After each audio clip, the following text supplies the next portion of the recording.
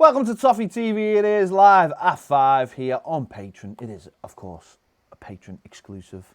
Baz is already in the comments. What's going on? What is going on, Baz? Gary Ward saying howdy. No siren yesterday, was there? That was a mark of respect. Yeah. It was a mark of respect, I think, for... The last post was very good. Yeah, I think it was more of a mark of respect for the servicemen. It would have been play. sort of out of place, wouldn't it? Yeah, fair play. Simon Rouse says, evening, I'm devastated about Gomez. Hope he recovers from that horrific injury. Joe, he's had the surgery today, hasn't he? And it's gone well. I mean, I don't know whether I'd ever see anyone say, he's had surgery today, it was terrible. It went awful. The doctor was poor. He didn't need VAR. Yeah. Joe Mack says, are we ever going to have a nice weekend without being punched in a very sensitive part of the body? David Collins says Saints is a must-win now. Yeah. Getting bored of saying it, but we must win. And Norwich as well, or we're right in the brown stuff. See you later, Steve. See you, Steve. Steve Kelly getting off. Just on the final word with us. Yeah. Where are we? Owen Park says, did you get my piece? Owen, I haven't had a look at it. Busy day. Sort it after. And Cam, if you're watching, I haven't done your reaction thing either. I'll do something. Kane says, love how I get home from work, sit down, and this is always getting started. Big opportunity for Davis to show the fans and the club he's the player he is. Gutted for Tom, gutted for Gomez, but this is a big chance now for Tom. Yeah, we've discussed that on the final word. There is though, isn't it? There's a big chance for him. The consistency. He's played well since he got back on the side, so hopefully more games he gets, the better he'll do. Mark G says, can't even join in today, but I hate everything. I probably hate Atkinson more than anything. David Collins says, VAR refs can stick their monitors up their asses. Useless C's. I won't drop a C-bomb. Thoughts. And he said, is this show going to VAR? Time is a valuable commodity. My steak and ale pie with chips and gravy is 10 minutes away. Sounds very nice, David. Nice. So enjoy it. So there you go. That's where we are with Patreon at the minute. There's another few, and I'll get to them in a minute. But yeah, that's where we are at the moment. Sad, wasn't it? It was just a sad experience yesterday watching that. The VAR was just gone above and beyond shite. Situation with Gomez was awful. Someone said to me last night, I don't know how you feel about it, but take the VAR out and take Gomez out. Yeah. Is Marco getting away with a lot yesterday? Yeah. Well, and the players? I said that on one of my videos. Did you? At the end, take away everything that happened yesterday, and the game was shite. The game was terrible. We were awful. We were awful. We were awful. We were awful. You know, we were safe. We tried to play safe. Now, we've discussed this in the final word, whether some games you might, if it might be sensible to be safe in some games, just to try and get points on the board. Maybe that was one of those games he preempted. But, as we spoke about as well, it was quite obvious during the game that Spurs were rubbish. And maybe we should have gone for it a little bit more, but that's in-game management, isn't it? And there's a lack of in-game management at Everton. In fact, it's very, very poor. Whether it be changing formations, whether it be subs, it doesn't really happen. So, from that point of view, it wasn't good enough, really. It's sad, isn't it? It's all a bit grim, really. And it's one of them where it's like last week was, we had this last week with VAR and, but you can't keep going week to week and going, but you know what, VAR's done us. It did do us. It done us last week, it's done us this week, but it's everything that's in between. Are we using it as an excuse, Bill? You or Everton? Is it easy to use it as an excuse? The VAR yesterday for the poor performance? It's an excuse for the result, but still bad performance either way. As you know, when Billy done the live at me last week, he was straight to the point, as a lot of you liked. And he just said, you can use it as an excuse not to get the penalties, but the performance wasn't good enough, and he's absolutely right. If that wouldn't have happened to Andre, you'd have been coming out the ground going, that was all right, we've been robbed, but that was crap, that game. Now, obviously, once something happens to one of your players, like, and someone like Andre Gomez, who basically everyone loves, it's a hammer blow. It makes it even worse. But if you just look back for the first 79 minutes of that game, we were awful. And we still be awful with no pattern of play? Really? Against the team? You do wonder what they do all weekend training. You really do. Because it just doesn't transmit to the pitch. And the thing about it is, I don't know with Silva whether people are backing him or not. You should know after this much time as being the manager, over 12 months, 15 months of being, 16 months as being, 17 months of being a competitive manager. It is now. He's been in June. 17 months of being a manager, right? And I don't know how we play. I don't know what the plan is. I know we go wide a lot, but that's not a plan. That's not a plan. That's me and him playing Pez. That's all that is. At least ours is a plan. Yeah, I mean, it is. We do go wide a lot. Ruse says VAR needs to be run by an independent body. Complete transparency from video officials to on-field officials through to fans, and it should be open mic between on-field ref and VAR ref. Every angle needs to be checked before they make a decision, unless an angle is clear cut. I fully agree. We've spoke about this as well on the final word. Covered a lot actually, and it's absolutely nonsense that we going the match did not know yesterday that it was handball. That's what they were looking to pick was handball. We didn't know. And it was only using social media that you find out, and then find out that it was actually handball. It's absolutely staggering. It's, these things should have been part of the plan. It shouldn't have been implemented till these things. For me, I think that it should come up on a big screen what they're looking at, or anything that they're looking at, we should see in the ground. And we should be able to hear the refs talking on the mic to each other, saying whatever they're saying. And, if they're on the mic to each other, then they're going to keep the way they talk to each other. Exactly. Yeah, they should keep whatever they say to each other in, to certain phrases and certain... Because I think that's what they do in the rugby. They just talk to each other in phrases. Do you think this is this? Do you think this is that? It's not, oh, well, maybe this, that, and the other. It's like, do you agree with me? No. Why? Because...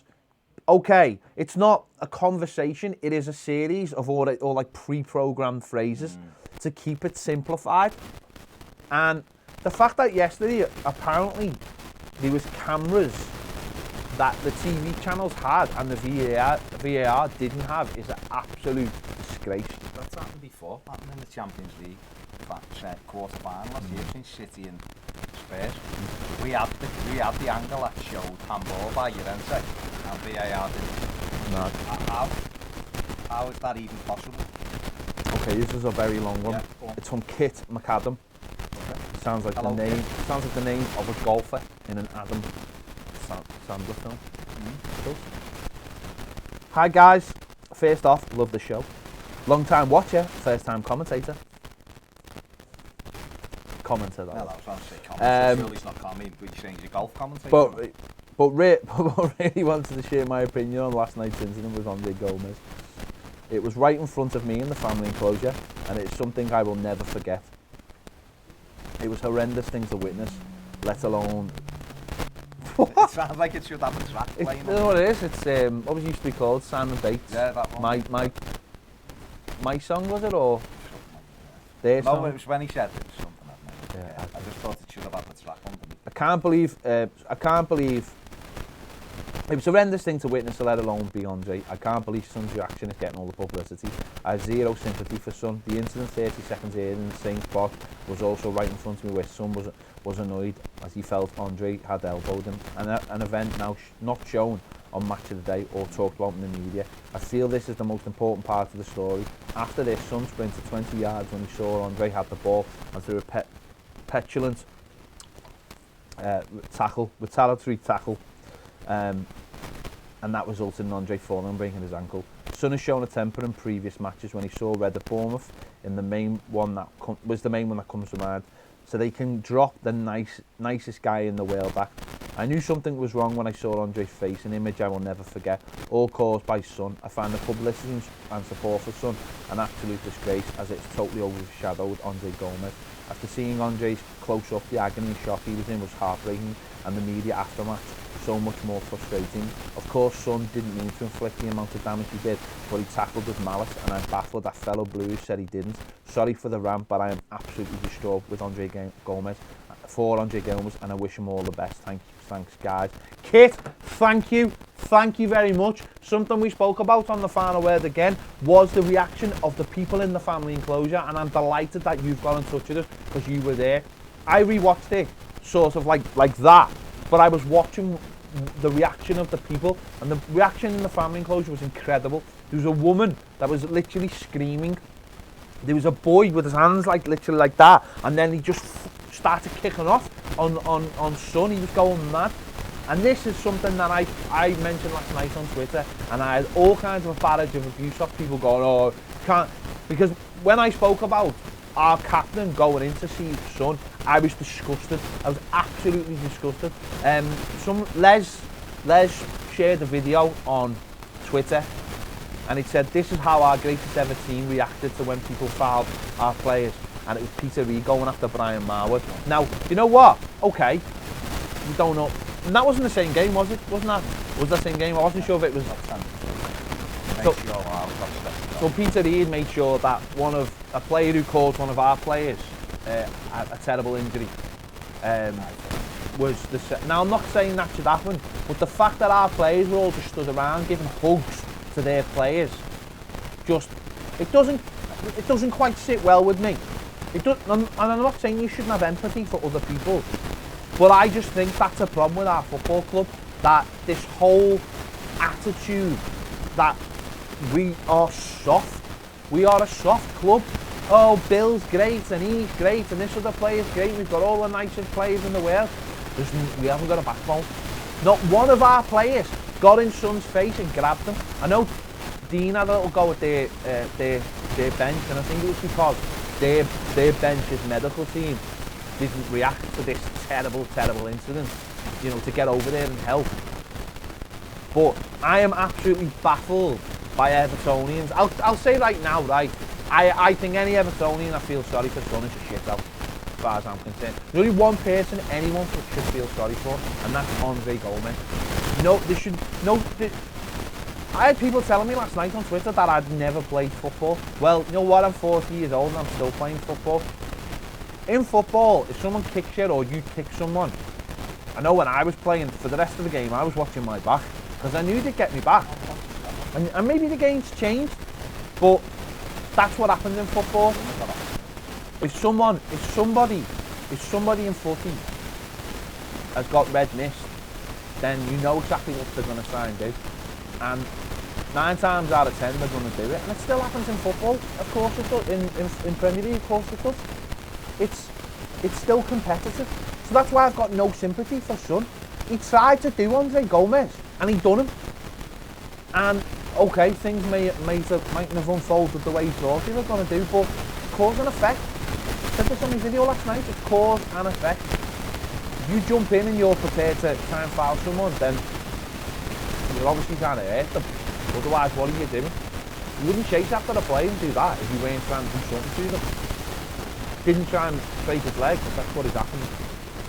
Son will get a little ban. Andre Gomez is out for the year. So I have absolutely no sympathy from. So thank you, Kit, for getting in touch with us, because I think they're very appropriate. Said it all.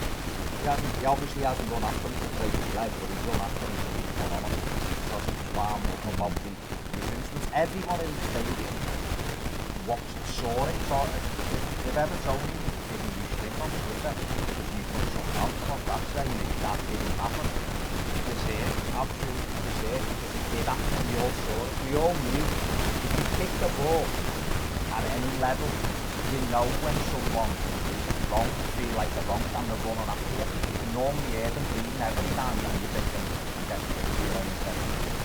it happened. You could see it a mile away, hence why everybody jumped up, because we knew what was coming, and then obviously, yeah,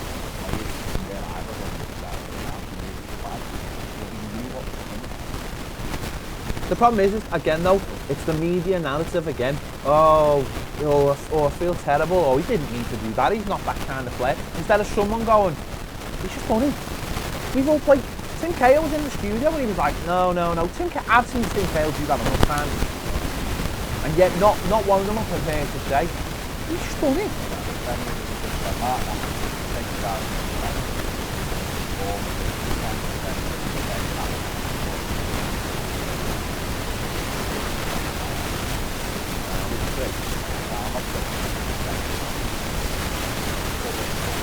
There's not really much more. It's horrible what happened. Definitely tried to do. Whether he meant a big reason that he went to court. That he meant to leave one on. Just to let him know that he had no.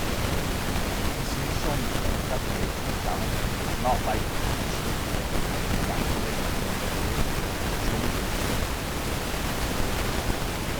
okay. Sorry.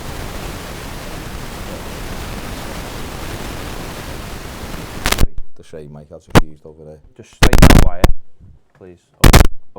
Yeah, I can hear the crackle. I can hear it. Apologies. Bear with. Apologies.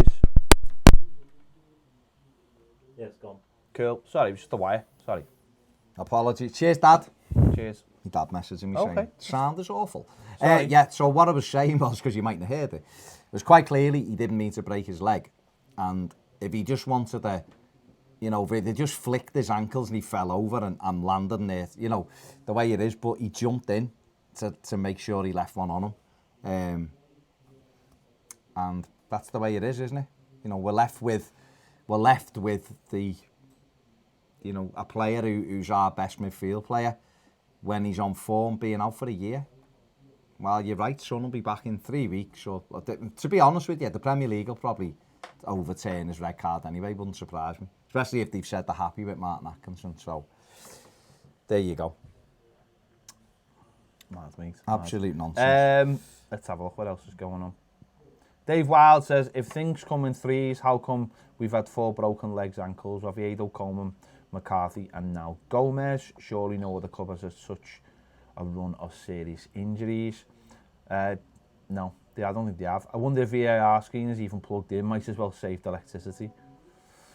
Derek Hilton says, good evening, Baz and Ped. A very sad Derek chatting today. Football, I witnessed the death of football as I know it after watching the disgusting referee and VAR performances that were made at Goodison. Surely the system needs to be binned. It's not ready for purpose and our officials don't know how to use it. Yeah, you're right. I think feels like that. It feels like that completely. There is a way of using it that seems to work. We've just decided in this country that we're not going to use it that way. Works in Germany. It seems to work in Germany, yeah. They don't seem to have that many problems. Yeah, it was awful yesterday. Steve Donahue says, hiya lads. Is there anyone blaming the board for this show? They're the ones who appointed these managers. The blame must land at their door as well. No, you're absolutely right. I think the silence from the board is deafening at the moment. The only thing we've really heard them talk about in the last 12 months is a stadium. And maybe that's the next time we'll hear them again, unless Silva loses his job. So, well, they're going to have to sit in front of the shareholders in 8 weeks, so that'll be interesting. That's going to be interesting to see. Well, that'll be interesting because that'll probably be just in time for the planning permission going in, I imagine. Owen Park says, I don't know if it is VAR that is the issue here or the sheer incompetence of referees. What do you think? I think it's the referees, but there's also the VAR causing the problem as well of how they use it. It's not technically VAR when you say the VAR is a problem. It's not. Clearly, the VAR isn't a problem unless it's a problem of angles and things like that, because that's just a. VAR's just showing you what's happened. Yeah. VAR isn't a problem. It's just showing you. It's a replay essentially of what's just happened. It's people who are interpreting it. If you have to look, I said this on the final word. If you have to look at something 15 times, then it isn't something. Or it is something. Stop looking for ways to say that it isn't. Dele Alli, you only have to look at it once to know it's handball. But if you want to make sure, look at it at the second angle. It's still handball, penalty. And that's done. 30 seconds, penalty done. but they don't. They look at ways how they can get out of it. And again, it leads me back to thinking, no one can tell me it isn't corrupt. I'm sorry, because there's no other way to interpret Richarlison's penalty at Brighton last week that wasn't given, and Brighton's penalty was given. This week, there was a Richarlison penalty when Sanchez tripped him up. He didn't get near the ball. He caught Richarlison, that's a penalty. The handball by Dele Alli's a penalty. So Everton haven't been awarded 3 penalties in the last 2 games they should have been given. So, and Brighton were given a penalty that shouldn't have been given. So, if you're trying to tell me there's no corruption in football, then I totally disagree. Because what else can it be? If something is in front of you and it is blatant and it is clear and it is obvious, then why are you looking at 15 replays to try and say that it isn't? If you're not trying to be corrupt. You look at something and call it. We were big backers of VAR. And I can only really speak for myself. But one of the big reasons I was a big backer of it was I thought when there was an incident like Dele Alli yesterday or the penalty one on Richarlison and it wasn't given, I thought then the refs would have to come out and explain it and go, and they'd be made to look idiots. So they're more likely to go, that is a penalty. I can't, for want of a better word, cheat in this game any longer with my bias against Everton. I've got to give a penalty, or against whoever it may be. And this, because they're going to show this everywhere, it's going to make me look like a cheat, and I can't have that. So I have to give what There's no accountability. Right? So I thought that's why. So I thought VAR will be better. Liverpool won't get 14 offside goals this season like they did last season. We won't get penalties that aren't. They've got more dodgy penalties this season than they've ever got. Everton have got no decision yet. No decision has benefited Everton in a match-winning position or a game-changing position so far. And that can't be right, can it?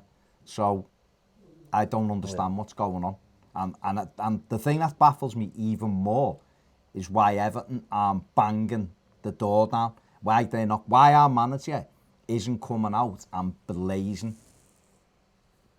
And I don't understand it. And it's making me think he's not the right man now. Making me think maybe we need to replace him with someone who's got a bit of passion about them and who will call it as they see it rather than tiptoeing around the houses.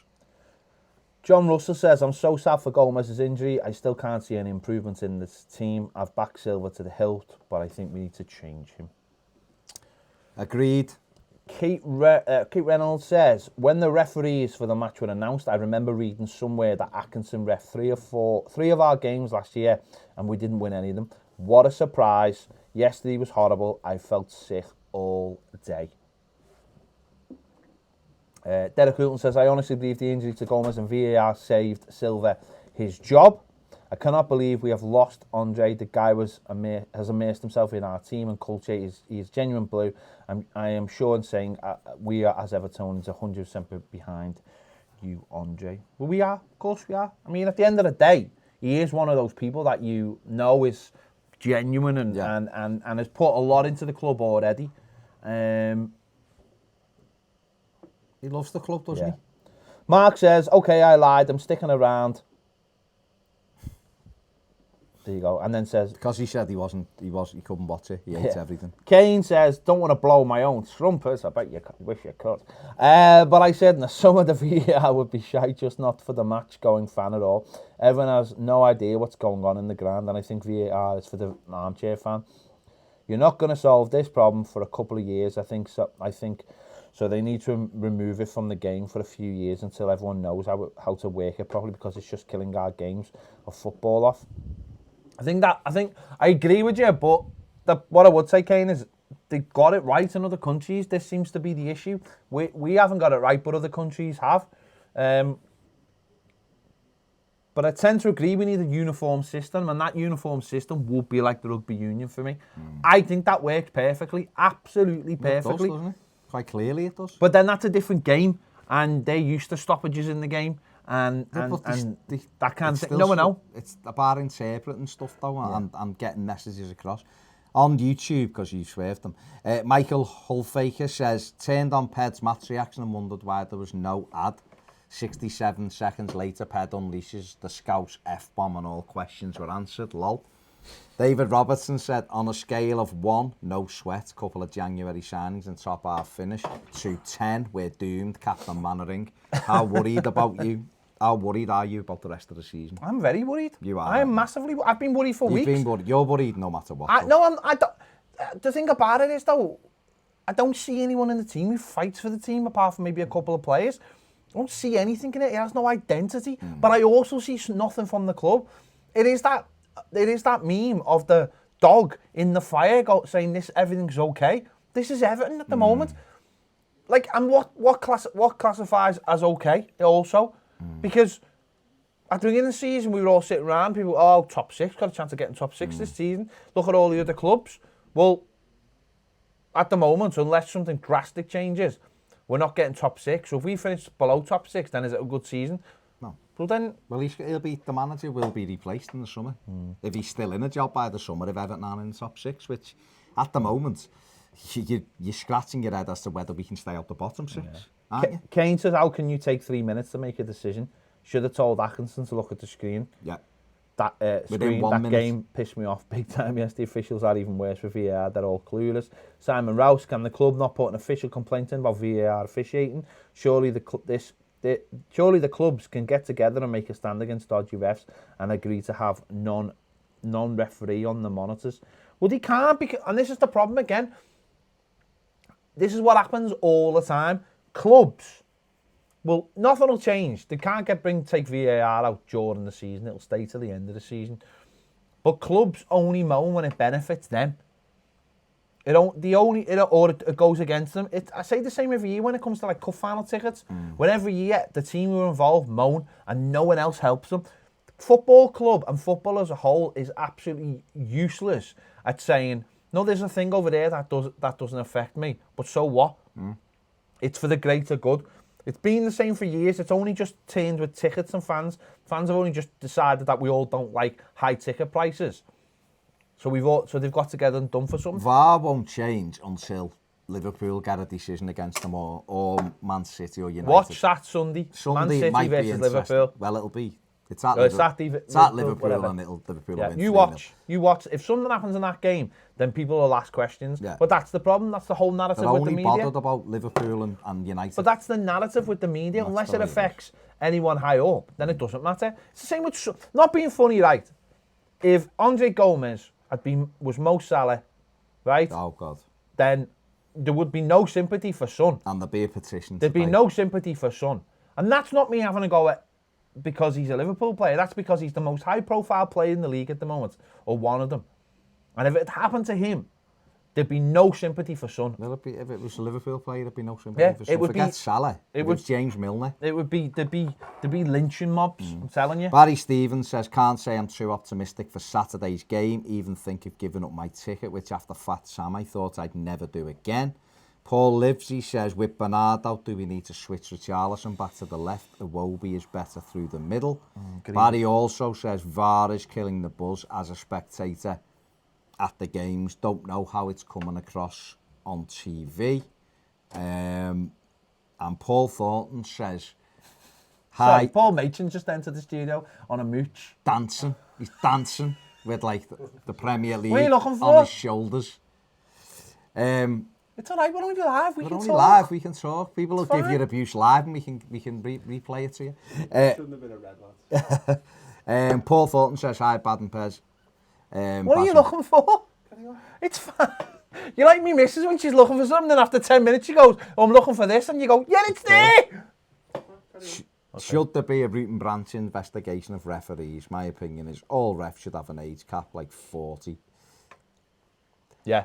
I think I said this last week, and I remember it getting, I think I said that to you, I remember it getting said years ago, and I just used to laugh at the thought of it, but having a ref in each half. Yeah. Because I just think now, I think the players they're athletes, they're 25-year-old men sprinting, and you've got Martin Atkinson yesterday running like an absolute donkey. You know, donkeys are good runners. I know, that's harsh on donkeys. A three-legged donkey. That's harsh on donkeys. No, you ever seen the video of the donkey in the hammock? Oh, it's amazing. Billy knows. It was terrible. Billy knows. So I think that. And Simon Jury says, I've just given up. The FA won us in the Championship. Shocking decisions going against us. Everton won us in the Championship. And the board need to grow up here. The board do need to grow up They here. do. The whole club does, to be honest with you. They need to start stamping the feet and going, this is unacceptable. Growing up and stamping your feet, don't Great, and it doesn't really go to Do it! Sort this out! No, but they need to make a song and dance I'm about very, it. very angry, FA! There'll be a strongly worded email to the FA. No, but they need to put a spotlight on it. Oh, yes, Denise. Oh, you God. sound very angry. Denise, too busy thinking about a fucking charity. Charity work, great. You've rung me about VAR? Oh, no, you haven't. You've rung me about the homeless. Okay, let's have a conversation. You've rung me about the disgraceful tackle by... Oh, no, you've rung me about food banks. Great. They are very important. Fair, they are very important. Of course they are. We're not saying they're not, but, you know... Mark G says, Premier League referees remind me of NFL owners, all old white guys, a.k.a. the old boys club. Until it's addressed, it's not going to change. Spot on, mate. And they're all massively racist as well. Allegedly. Kate Reynolds has interesting comments about rugby after the match. I mean, come on, Kate. I'm going to read the next bit out, but come on, you need to just go out and enjoy the Canadian autumnal season. After the match, my husband and I spent about an hour watching rugby refs on YouTube to see the difference. Hey, come on. Come on, go outside and buy us some biscuits. No, just go and enjoy your life. Refs should absolutely be mic'd and fans should be able to see what the VAR refs are looking at. Otherwise, there's no accountability. You're absolutely right. Mark Googlemo says, I hate to try and be optimistic or anything, but hear me out. You're here, you're on Patreon, we're going to hear you out. Listening to you, mate. Southampton has 8, Norwich has 7, so we play each of them. So a 6-point swing. Southampton other match was at Arsenal and Norwich other match is at Watford. Yeah, but we play Southampton this week, don't we? So that's what he's saying. No, I know, but he's saying the other match. I don't know. Yeah, so when we've got Norwich. So Norwich are playing Watford this week, and then the week after. Yeah, they're both 6-pointers. That's what he's saying. Which is just sad. That's what he's saying. If we somehow win both, we have 17 points. Southampton still have 8, and maybe we get lucky and Watford pulls a draw with Norwich. We'd be 9 points clear of the relegation. And likely mid-table, since not every team ahead of us can win both games. It's mathematically impossible. Thoughts on being...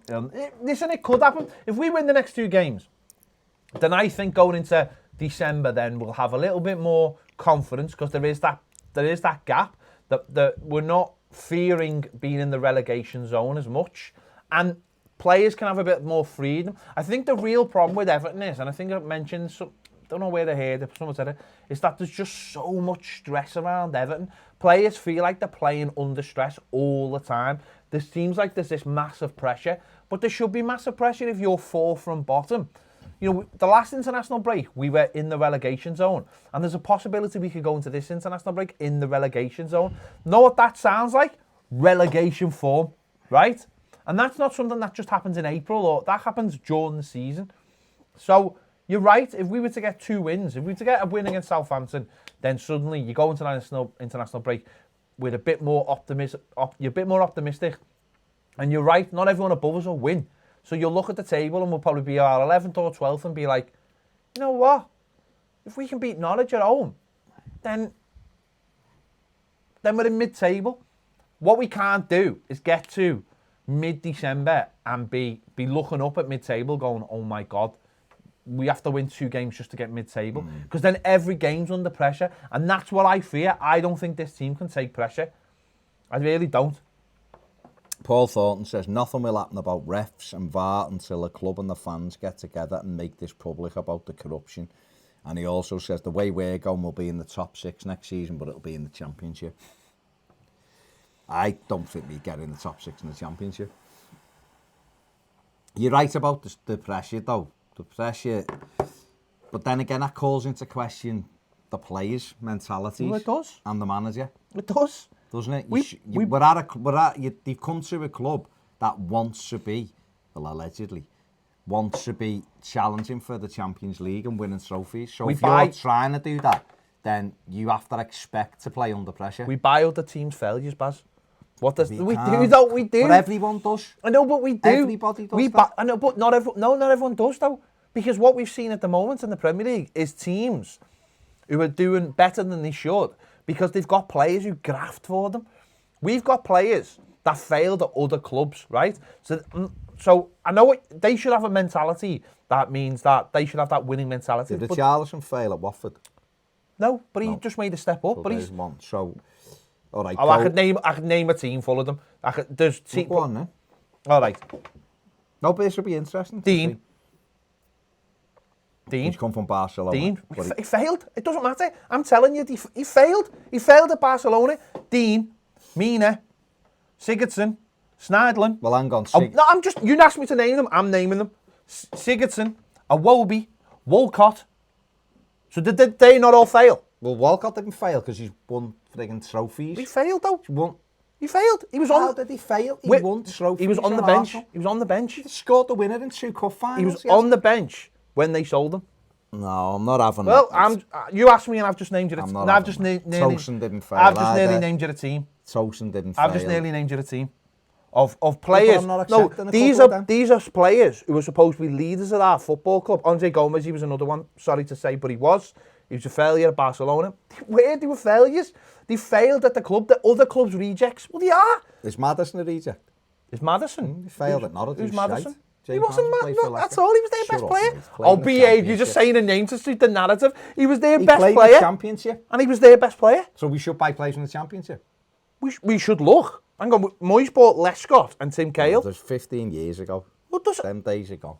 Hang on. I don't accept that, mate. You don't accept that all those players just mentioned failed? I don't accept that their level's lower than someone like James Maddison, who's come from the Championship. The point is, though... Who will probably never win a cup. The point being is, those players have learned, are trying to fight upwards, like Richarlison. Johnny Evans failed everywhere he's been.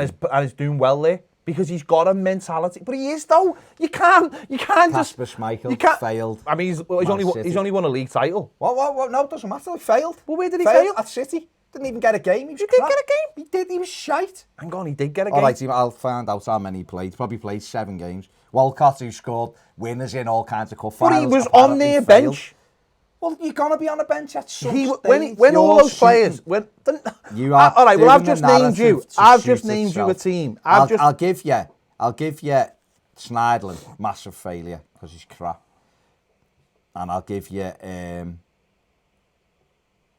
Dean, you could say failed, but he was at Barcelona. So that level of player for me is different. No, you have to go in there and get it. I know what you're saying, but some of them... It's not about level, it's about mentality. Like, he played 8 games in 4 years for Manchester City.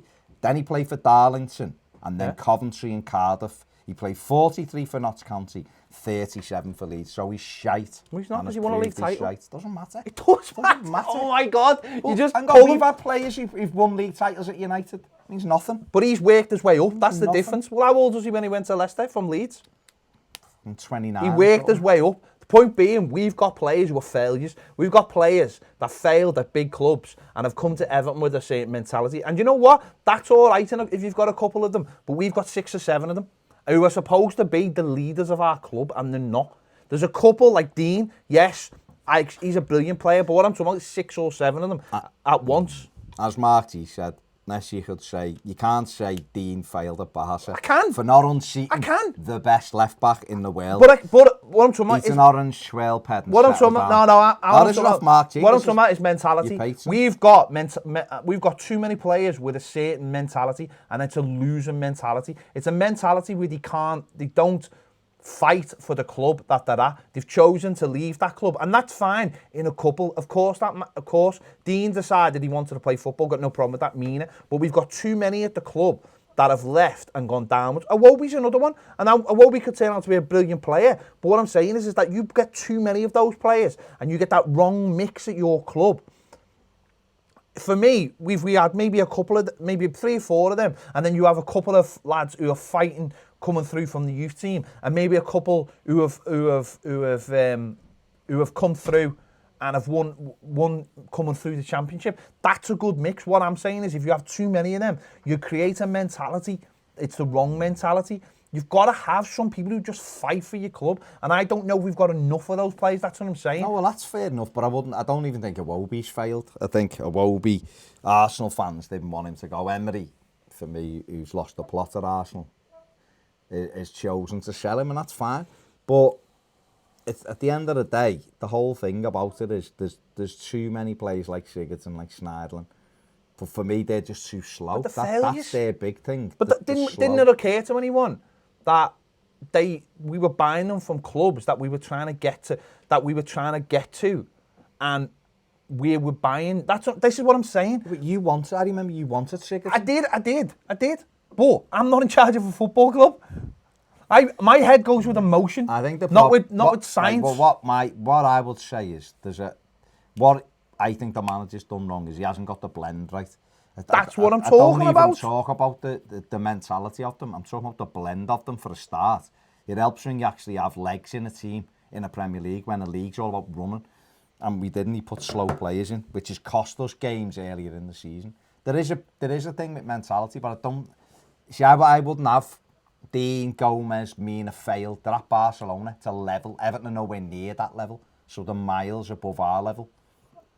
Schneiderlin, I 100% with you on that. Sigurdsson, maybe, wasn't great at Tottenham, and we're trying to get up there, but when that's what I'm saying. A lot of people want to. If we're trying to reach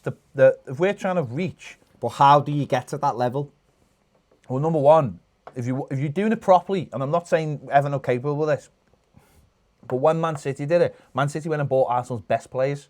Right? So we wouldn't be able to do that. And that's what I'm saying. If we haven't got the money. Or the flip side is you've got to get a better mix. Now, okay, we could say we went out and bought... But City did buy players who'd failed elsewhere. Very to give few. them that leg up. Very few. Adebayor.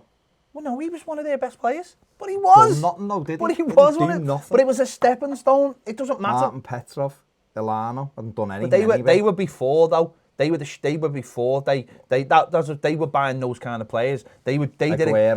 City did exactly what we did. They went out and bought a kind of player, and it didn't really get them anywhere. And then when the new fella came in, don't forget Petrov and them. They were the other fellas. It was when they had real money. I'm not talking about that. What I'm saying is that now and again you've got to go out and buy players who are just good players and have got a certain mentality. Someone like, you look at Leicester and you say, right, forget about Maddison. I look at someone like Ndidi as being one of their best players. Yeah. And he's a player, and that's like the same mould as what we got Ghana. Now, you could say maybe Gabaman's like that. We don't know yet. So that's fair enough. I've got no problem with that. You're looking for a player in other countries done really well. What I'm saying is we don't have... We've heavily gone for players one way rather than another. That's what I'm saying. We've bought... But I suppose at the moment they're trying to create... If you're looking at, like, since Brand's come in, he's trying to create a younger, hungrier team. Hungrier at question. But a younger team full of potential that grows together, isn't he? That's what he's trying to do. I appreciate that. But like you've just said, the mix is wrong. Like, we've got all these players, and then we've gone and got someone like Delph, and it's like... one way and then another way. You've got to get like a good, like you're saying, you've got to have a good mix. And we've got too many players who did fail at clubs and they're not complemented by young, hungry players. That's why it's no surprise to me when a team like Sheffield United comes up and stays up, because they're organised and they've got players who are hungry. Now, they might get found out if they get injuries, but they mightn't get injuries, so therefore they won't. Like Fulham last season, they went out and bought a load of players for a lot of money. And that their mix was completely wrong and had no fight. I mean, Mark's saying the problem with Everton is that we've become a stepping stone on players' careers. Can't get into the starting 11, so come to Everton, get minutes.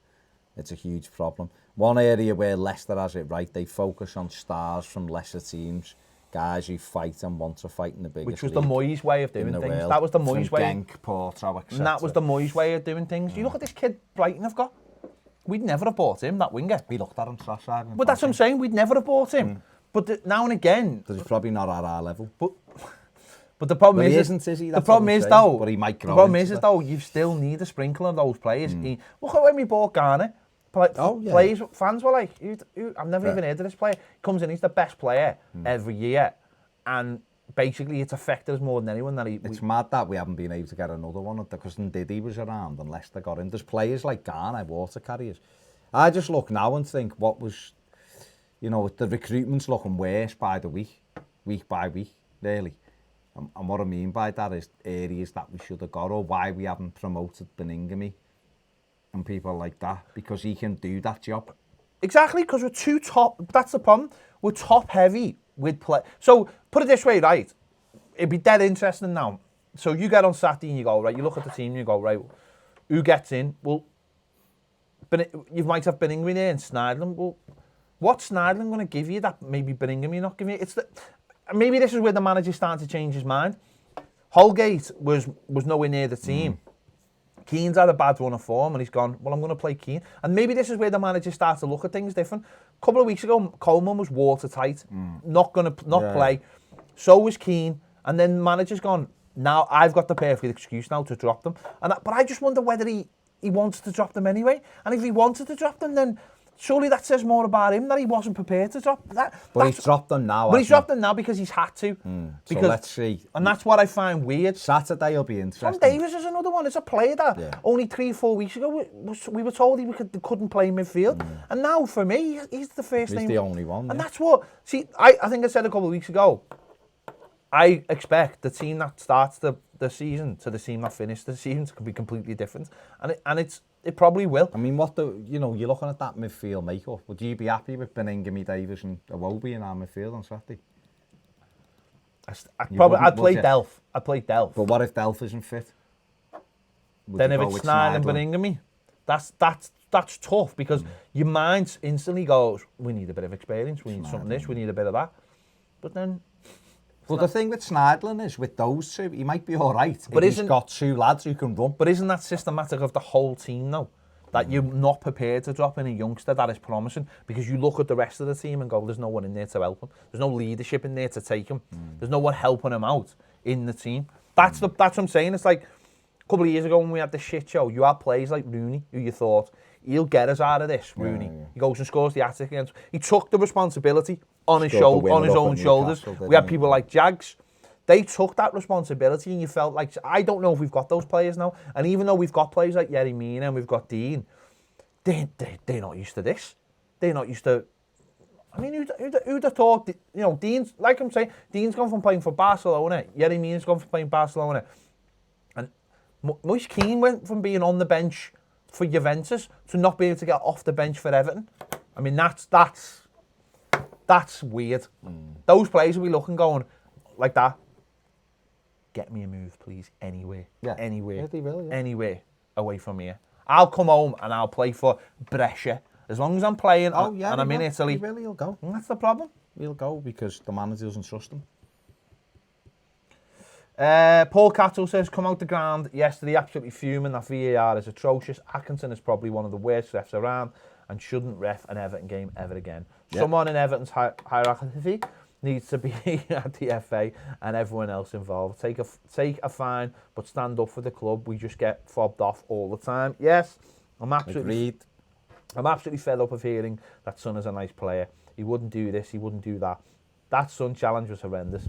I had a kick out of Iwobi first and lunges into the challenge with no intention of playing the ball. Reckless and dangerous in my opinion. I thought it was a red before I knew the extent of Gomez's injury. Best wishes to Gomez and hopefully a speed recovery. Right, I've got to get through all the bad sound ones now. Rouge says, got to experience my first ever game at Goodison, sat in the lower Gladys and loved the atmosphere, roller coaster of emotions from the injury to the equaliser from Cenk. Very weird experience with the VAR incidents. People in the crowd receiving clear updates on their phones rather than the game. Other than that, Liverpool was lovely. Pre-match at the Winslow, 8 at the quarter, or nice quarter, and went to the Albert Dock, Sefton Park and Penny Lane. Changed his chest. Whoa! And you didn't come here? I thought he was coming in. So you were going to give us a shout? Don't like us. Raised us off, Annie. I'm going to get rid of all the audio problems. Simon Rouse says, agree with you about Son. He went for revenge and obviously didn't want to hurt him, but it was caused a bad injury. I was upset when I saw his foot 90 degrees the wrong way. Thanks for sharing that. Aurier was as much to blame. Teddy Sass says, never felt so drained at a match as I did after yesterday. Am I seeing things wrong? Am I doubting myself? How can anyone back Marco to stay? It's beyond me.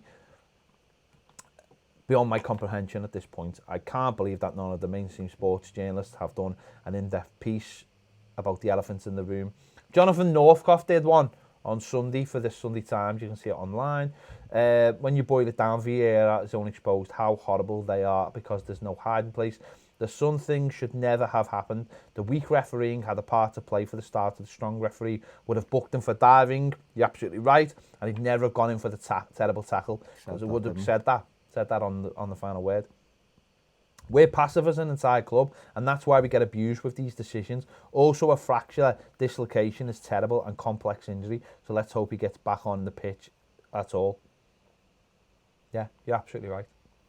We're a weak club, and the reason why journalists don't write about Everton is because they don't care. They're not bothered. We're not a story. It doesn't matter if Marco Silva gets sacked. No one cares. No one's interested. Fans aren't bothered. The same with VAR though. Doesn't care. No one cares whether we get ad off every week. Journalists don't give a toss. Thor says, good manager would use our bad luck to create a siege mentality within the squad. Good manager would, Silva is not. Simon Rouse says, for me, the punishment should match the crime. If it's deliberate, which it was, ban should be the same time as the injury. That's a bit trivia. No, but that's been said before, hasn't it? No. It's hard. No, I know. Happen, but I understand where you're coming from. Mark says, I cannot stand when people say VAR ruled this or VAR ruled that. If it's in-game refs that are buffoons. Blame Mike Riley for telling them not to use the sideline monitors. Just remove it. The EPL is clueless as to how to use it. Baz, bingo, it's corrupt as F. Dave Walters, duo. Do you think, it says duo, see? The board are waiting for the international break to pull the trigger rather than act now with a game at the weekend. They're probably waiting to see how we get on, this weekend. A win on the table looks massively different. And if we win, the manager can turn around and go, I got beat once in that entire block of fixtures and it was because of a VAR decision at Brighton. That's what he could say, couldn't he? We don't necessarily agree with that, but that's what he could say. He could say, we turn the corner. Ralph Bennett says, although Denise has obviously done a great job working with Everton community, with what's happening, do you think she is fit for purpose to run a Premier League football club? No, I don't. I really don't. And that's no slant against her. I just don't think her background or the fact that Everton continue to appoint with it from within is the way to go. We need someone high-end, dead thick black book. You know, not just a few people on LinkedIn. I mean, proper connections. Owen Park says the club has to change manager during the break. 17th at this point is unacceptable. Simon Rouse says, I was proud of the fight the boys gave after Gomez got injured, as if they did it for him. Why can't we do that every game for the whole game? No, you're right. Played without fear because we were 1-0 down. They had 10 men. Why wouldn't you? I questioned it on my thing. I thought they were. I didn't really see anything else other than hopeful balls into the box at the end. They were crap, to be honest. Kane says, do you think us being too nice comes from the manager or from the top? Both. For me, it comes from Ken Wright. He just wants Everton to come across as nice and everyone to respect us. I don't want that. I want everyone to hate us. Definitely comes from the top, being too nice for years. No, what's the Tuesday topic? Kane, I agree. We are far too nice. Bill wants us all to be everybody's lovey mate. He wants to give tickets away for free to petticoats and dream coats. Wants everyone to come and see Blood Brothers. Wants everyone to go for a pool party at Barrymore's. Honest to God, it's nonsense. It's absolute nonsense. It does come from the top. And what's happened is Misheri is not controlling the club or doesn't have the people from his side controlling the club. He has Bill's people running the club, where it should. Macheri's the hard-nosed person here. Bill is like, Bill just wants everyone to love Everton. He wants to be seen donating money to Berry. He wants, Well, isn't Sassy there? They're, as far as I'm concerned, they're there just to, I don't know, get the stadium done and then sell up as far as I can figure out, but. LA Walkway says, hello lads, starting to think the manager doesn't rate Keane. It's a proper shame. He's got bags of ability. It does feel like that, like he's decided he's not good enough. And Paul Thornton says, did VAR and Gomez mass silver from his performance? Yeah. Must win again on Saturday. Every game's becoming a must win. It's nonsense, and we don't win them. That's the biggest thing. Yeah. Bill, how long's the final we're going to take? Half an hour. About half an hour. Sorry, about half an hour. Be out at 7. Yeah, by the time we've done this. Cool.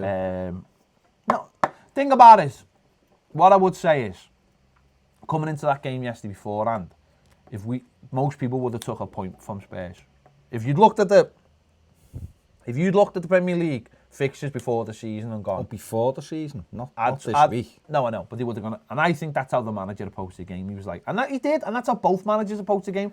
Do not lose, fight to take another day. But the point being is, if you're going to be that organised, if you think you're going to be that organised, if you organise yourself against lesser teams, good players should win you those games then. But we don't. We never look organised. We haven't won enough games, and that's the problem. So no matter what the excuse is from the manager or the players, we haven't won enough football matches. So who's responsible for it? Is it the players or the manager? Or is it both? Well, we can't get rid of 15 players, sadly. So, there can be no grey areas. We've had 11 games this season and we've won 3 of them. And we've spent money. If we had no money and he couldn't do anything about it, and he was having to coach from within and to promote from the youth team and all that, the 23s, then you'd go, you know what, leave him, he's doing it all right. He's battling through, we're trying to get points, we're building. We've had all the money in the world thrown at him. And we still look short everywhere in terms of a pattern of play, in terms of a structure, and in terms of steel. And the final third, we make good moves till the final third, and then the final pass is atrocious. And where's that? What's going on with that? So, I don't know. The whole thing to me just seems messed up. Derek says, sorry, Ped, but that's a load of crap. As Gareth Bale failed, the club doesn't want him. Well, Gareth Bale's won 3 European Cups, Degs, and plays for Real Madrid nearly every week.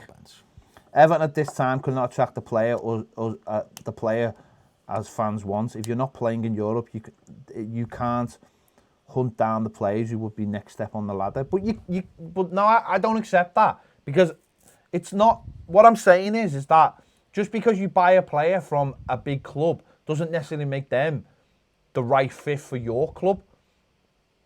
I think you've got to have a certain amount of players who will fight for your club, who will battle for your club, who you build off, and then you have your luxury players. For me, we have too many players who aren't working hard for the club, because they're working hard, but they don't know the pressures of this kind of thing. And if you start naming 7 or 8 players that have failed at other clubs, that's worrying. 1, 2, or 3 that have played for maybe the absolute elite, that's fine.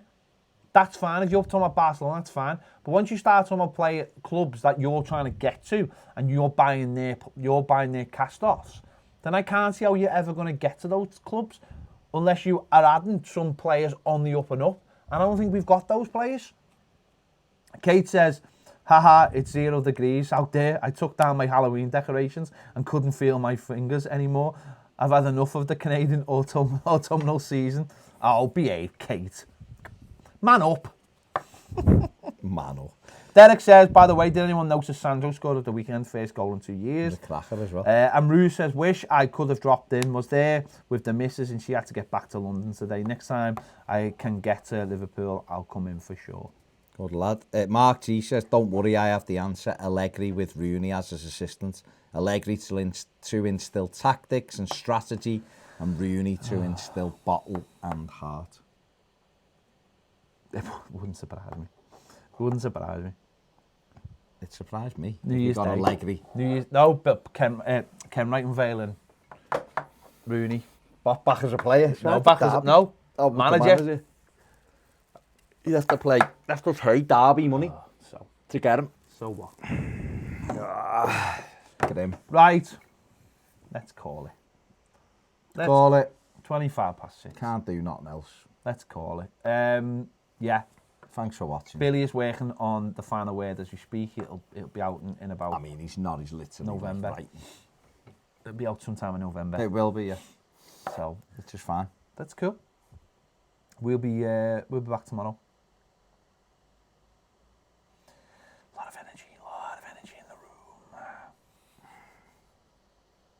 There you go. Thanks for watching. We'll see you all later. Bye.